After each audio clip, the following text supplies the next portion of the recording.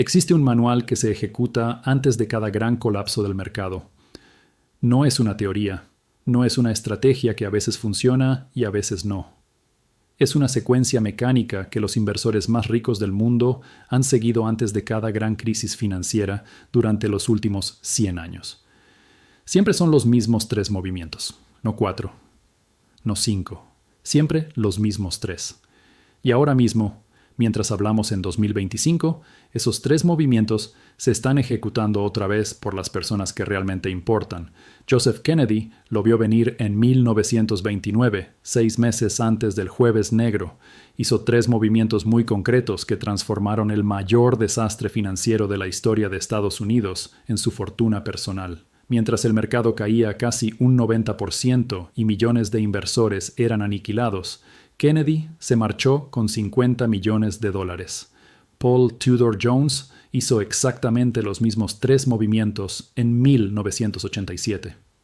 Cuando llegó el lunes negro y el mercado se desplomó más de un 22% en una sola sesión, Jones ganó $100 millones en un solo día. Michael Burry, John Paulson y un pequeño grupo más ejecutaron estos mismos 3 movimientos antes de 2008. Ganaron miles de millones, mientras el sistema financiero global estuvo a horas de colapsar por completo. Esto no son coincidencias. Esto es reconocimiento de patrones. Los colapsos de mercado siguen una secuencia predecible. Las valoraciones alcanzan niveles que desafían toda lógica. El apalancamiento satura el sistema. Aparece un evento detonante. Comienzan las ventas forzadas. El pánico se apodera de todo. El ciclo es mecánico. Y porque es mecánico, la respuesta también lo es. 3 operaciones, las mismas 3 que han protegido riqueza y generado beneficios masivos antes de cada colapso desde la Gran Depresión. Y esas 3 operaciones están ocurriendo ahora mismo.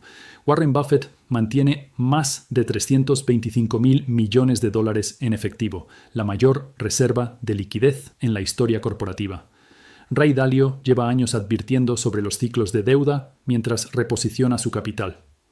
Bill Ackman ganó miles de millones en marzo de 2020 y está posicionándose otra vez. El dinero inteligente no está adivinando.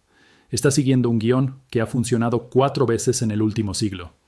Lo que voy a mostrarte es cuáles son esas 3 operaciones, cómo han funcionado en cada gran colapso y por qué el hecho de que se estén ejecutando ahora mismo significa que estamos probablemente entre 12 y 18 meses del próximo gran desplome. Cuando entiendes este patrón, tienes 2 opciones. Puedes ignorarlo, como hace la mayoría, y ver desaparecer entre el 30% y el 50% de tu patrimonio, o puedes reconocer en qué punto del ciclo estamos y hacer algo mientras aún hay tiempo. La razón por la que siempre son 3 operaciones y no 2, 5 o 10 tiene que ver con la propia estructura de los colapsos. Los colapsos no son eventos aleatorios. Son fallos mecánicos que ocurren por fases, y cada operación responde a una fase distinta. La primera fase es el reconocimiento. Es el momento en el que los inversores sofisticados entienden que los precios de los activos se han desconectado de la realidad. Las ganancias potenciales ya no compensan los riesgos. Las matemáticas dejan de cuadrar. Es aquí cuando se sale del mercado. Se convierte en posiciones en efectivo, se preserva lo ganado y se abandona antes de que empiece la destrucción. La segunda fase es la preservación. Estar en efectivo te protege de las caídas del mercado, pero te expone a otro peligro, la destrucción de la moneda. Los bancos centrales siempre responden a las crisis imprimiendo dinero, lo que destruye el poder adquisitivo del efectivo. Por eso necesitas protección contra el colapso monetario. Ahí entran los activos duros, en particular el oro, algo que conserva valor cuando las monedas fiduciarias y los activos financieros se desintegran. La tercera fase es el beneficio. No se trata solo de evitar pérdidas o preservar lo que tienes. Se trata de ganar dinero con el propio colapso. Para eso necesitas instrumentos que suban cuando los mercados caen. Posiciones cortas, opciones put, swaps de incumplimiento crediticio. Apuestas que se disparan cuando el sistema empieza a romperse. Cuando ejecutas las 3 juntas, creas un posicionamiento perfecto. La primera operación te protege de pérdidas, la segunda te protege de la destrucción monetaria, la tercera te hace rico, mientras los demás son borrados del mapa. Y luego existe una cuarta operación implícita, que llega después del colapso. Utilizar el capital que protegiste y los beneficios que obtuviste para comprar todo a precios de liquidación. Pero antes de llegar ahí, hay que entender cómo se desarrolla todo el proceso.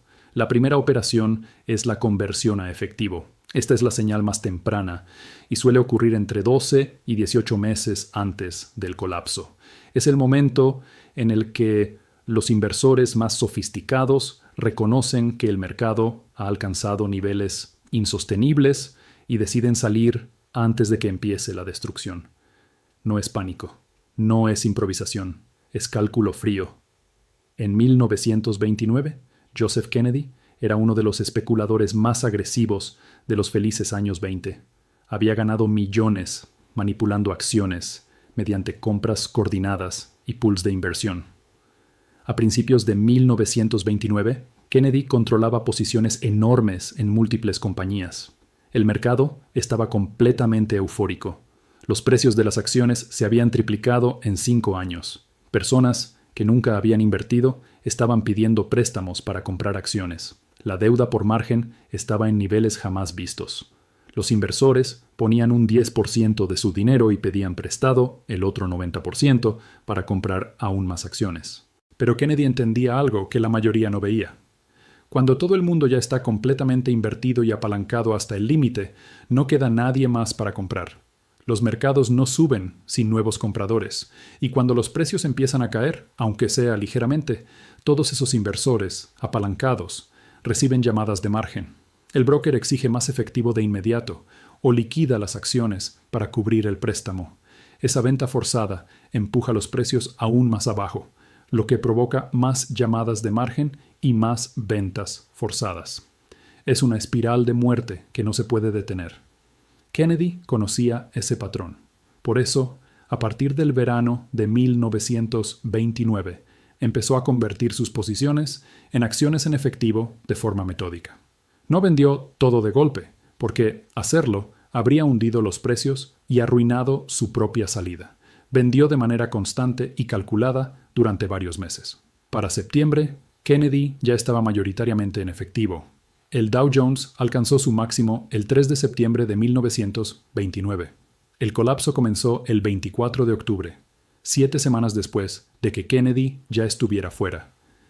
Mientras los inversores comunes aguantaban hasta el fondo, viendo cómo sus ahorros desaparecían durante los siguientes 3 años, Kennedy estaba sentado en efectivo, protegido y preparado para el siguiente movimiento. Avancemos hasta 1987. Paul Tudor Jones dirigía un hedge fund exitoso operando en materias primas y acciones. Pero a mediados de 1987, al analizar las valoraciones del mercado, empezó a ver señales alarmantes. El Dow había subido de menos de 1,000 puntos en 1982 a más de 2,400 en agosto de 1987, un aumento del 140% en 5 años. Los múltiplos de valoración estaban estirados, la deuda por margen volvía a dispararse, y había un nuevo factor que nadie comprendía del todo: el trading programado. Ordenadores ejecutando enormes operaciones automáticamente, según algoritmos, creando una inestabilidad que los mercados tradicionales nunca habían experimentado. Jones hizo los cálculos y llegó a una conclusión clara.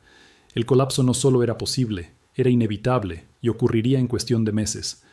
Durante agosto y principios de septiembre de 1987, Jones fue reduciendo sistemáticamente sus posiciones largas. Convirtió todo a efectivo.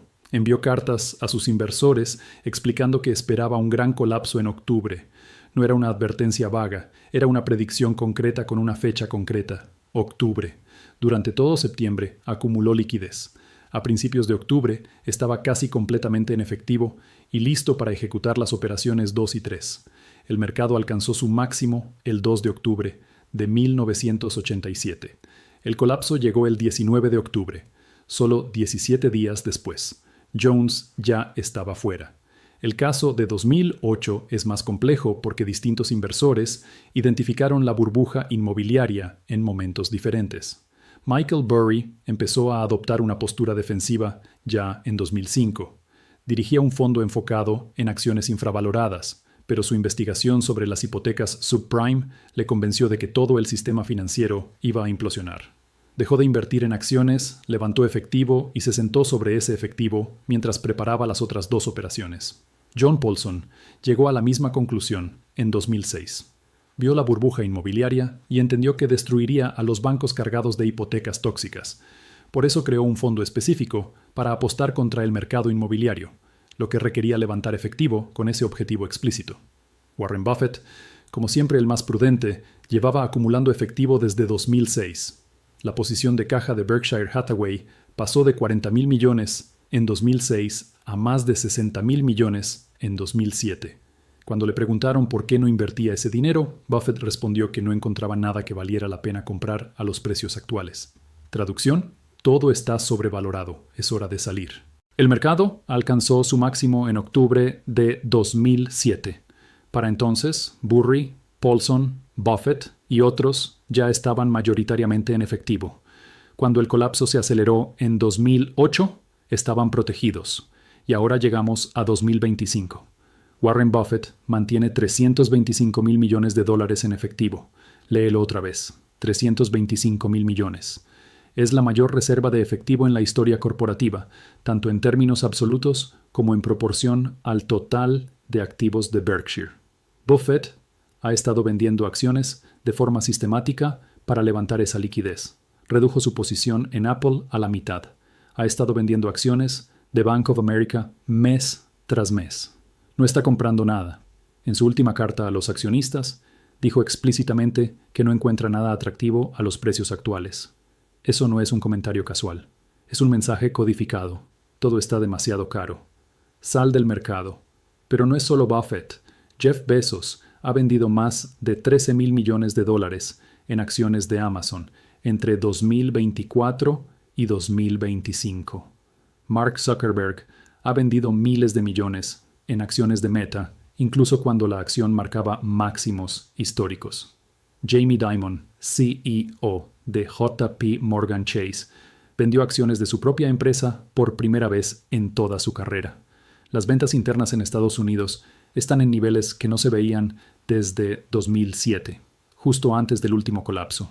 Estas personas dirigen las empresas, ven los números reales, ven los datos reales de clientes, saben lo que se avecina y están convirtiendo a efectivo. La primera operación está ocurriendo ahora mismo. El dinero inteligente ya salió. Es exactamente el mismo patrón que en 1929, 1987 y 2008. La segunda operación es la acumulación de oro. Esta se ejecuta al mismo tiempo que la conversión a efectivo, normalmente entre 12 y 18 meses antes del colapso.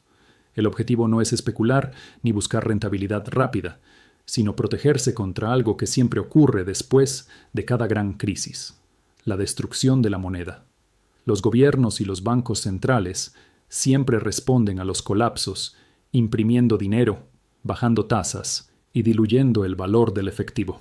El oro existe para sobrevivir a ese proceso. Después de convertir sus activos a efectivo en 1929, Joseph Kennedy entendió que el siguiente movimiento del gobierno sería intervenir y devaluar el dólar. Por eso, mientras el colapso avanzaba entre 1929 y 1930, empezó a comprar oro físico, no acciones mineras, no derivados, oro real. Esto le permitió mantener su poder adquisitivo mientras el sistema financiero se desmoronaba. Bernard Baruch, otro inversor legendario de la época, hizo exactamente lo mismo. Había vivido el pánico de 1907 y sabía que todos los colapsos terminan en manipulación monetaria. Cuando Franklin Roosevelt devaluó el dólar en 1933 y fijó el precio del oro de 20,67 a $35 por onza de un día para otro. Quienes tenían dólares perdieron poder adquisitivo instantáneamente. Quienes tenían oro vieron aumentar su riqueza casi un 70% sin hacer absolutamente nada. El oro no se movió. La moneda fue la que colapsó. En 1987, Paul Tudor Jones no necesitó depender tanto del oro, porque el colapso fue rápido y el dólar no sufrió una destrucción prolongada. Aún así, mantuvo oro como seguro, no le hizo daño, simplemente no fue el protagonista de ese ciclo. En 2008, la historia fue diferente. Mientras Michael Burry, John Paulson y otros levantaban efectivo, también acumulaban oro. Paulson fue especialmente agresivo en este punto. Cuando la Reserva Federal llevó las tasas a cero e imprimió billones de dólares mediante expansión cuantitativa, el oro pasó de aproximadamente $700 la onza en 2008 a más de 1.900 en 2011, más de un 170% de subida, mientras la moneda perdía valor. Ahora observa lo que está ocurriendo en 2025. Los bancos centrales están comprando oro al ritmo más alto en décadas. China compra oro todos los meses. Rusia ha acumulado oro de forma agresiva. Turquía, India, Polonia, Singapur han seguido el mismo camino. En 2022, los bancos centrales añadieron más de 1.000 toneladas de oro a sus reservas, el nivel más alto desde 1967. En 2023 repitieron la cifra. En 2024 el patrón continuó. Esto no es casualidad. Los bancos centrales entienden mejor que nadie lo que viene porque ellos mismos serán quienes impriman el dinero para resolver la crisis. El oro es la segunda operación y se está ejecutando ahora mismo. La tercera operación es la apuesta por la volatilidad. Esta es la operación de beneficio. No solo evita pérdidas ni preserva riqueza, sino que permite ganar dinero directamente del colapso. Esta operación suele ejecutarse más cerca del evento, entre 6 y 12 meses antes, cuando el dinero inteligente ya tiene claridad sobre el momento aproximado del quiebre. En 1929, Jesse Livermore, posiblemente el mayor especulador de la historia, pasó gran parte del año construyendo posiciones en corto. Entendía la psicología de masas mejor que nadie. Sabía que cuando todo el mundo está apalancado y el mercado empieza a caer, la venta forzada se convierte en una avalancha imposible de detener. Cuando llegó el colapso, Livermore ganó entre 100 y 140 millones de dólares, una fortuna equivalente a más de 2.000 millones actuales, mientras el país entero se empobrecía. En 1987, Paul Tudor Jones compró opciones put sobre índices bursátiles, contratos que se disparan cuando el mercado cae. Compró puts con vencimientos en octubre y noviembre. Cuando llegó el lunes negro y el mercado cayó más de un 22% en un solo día, esas opciones pasaron de valer unos pocos millones a más de 100 millones en cuestión de horas. Una sola jornada cambió su historia financiera para siempre. En 2008, Michael Burry ejecutó esta operación mediante Credit Default Swaps sobre hipotecas subprime. Pagó primas durante más de un año mientras su fondo perdía dinero y sus inversores dudaban. Cuando el sistema colapsó, esos swaps explotaron en valor. Convirtió cientos de millones en varios miles de millones. John Paulson hizo lo mismo a una escala aún mayor y ganó 15.000 millones de dólares con una sola estructura. No fue suerte. Fue la tercera operación ejecutada correctamente. Hoy, en 2025, esta tercera operación también está activa. Los hedge funds están comprando grandes cantidades de opciones put sobre los principales índices. El índice de volatilidad muestra movimientos anómalos. Billones de dólares están posicionados para beneficiarse de una caída fuerte. Esto no es cobertura minorista, es posicionamiento institucional. Bill Ackman, que ganó 2.600 millones en marzo de 2020, apostando contra el mercado justo antes del colapso por la pandemia, ha vuelto a advertir sobre valoraciones extremas, deuda excesiva y fragilidad bancaria. Cuando alguien que ya ganó miles de millones de esta forma vuelve a levantar la voz, no es opinión, es preparación. Las tres operaciones están ocurriendo al mismo tiempo por primera vez desde 2007. Esa es la señal. Buffett acumula efectivo. Los bancos centrales compran oro.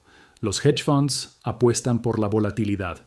Históricamente, cuando esto sucede, el colapso llega entre 12 y 18 meses después. Todo apunta a finales de 2025 o primera mitad de 2026. Las valoraciones actuales solo se han visto dos veces antes, en 1929 y en 2000. La concentración del mercado es extrema. 7 empresas representan cerca del 30% del índice. El mercado inmobiliario está más sobrevalorado que en 2008. La deuda pública es insostenible. El sistema no necesita una causa específica, solo necesita un disparador, y ese disparador llegará. El colapso no ocurre de golpe. Primero aparece una grieta, luego el contagio, después la intervención, luego el segundo colapso, y finalmente el reinicio. Quienes ejecutan las tres operaciones no intentan adivinar cada movimiento, se posicionan antes, esperan Y cuando todo arde, actúan. Después viene la cuarta operación implícita. Comprar cuando nadie quiere comprar. Kennedy lo hizo tras 1929. Buffett lo hizo en 2008. Ackman lo hizo en 2020. Ahí es donde nace la riqueza generacional. Pero solo puedes ejecutar esa operación si antes protegiste capital, preservaste poder adquisitivo y soportaste psicológicamente el caos. La mayoría de las personas no hará nada. Dirán que esta vez es diferente. Confiarán en que el mercado siempre sube. Creerán que la tecnología lo cambia todo. Y perderán entre un 30 y un 50% de su patrimonio, como siempre ocurre. Un pequeño grupo reconocerá el patrón, hará versiones simplificadas de las 3 operaciones y llegará al otro lado con más de lo que tenía antes. La secuencia no es un secreto. Es historia documentada y está ocurriendo ahora mismo. La única pregunta es si vas a reconocerla y actuar a tiempo, o si vas a ignorarla y reaccionar cuando ya sea demasiado tarde. Porque cuando el colapso ya está en marcha, las operaciones ya no funcionan. El momento es antes, y ese momento es ahora.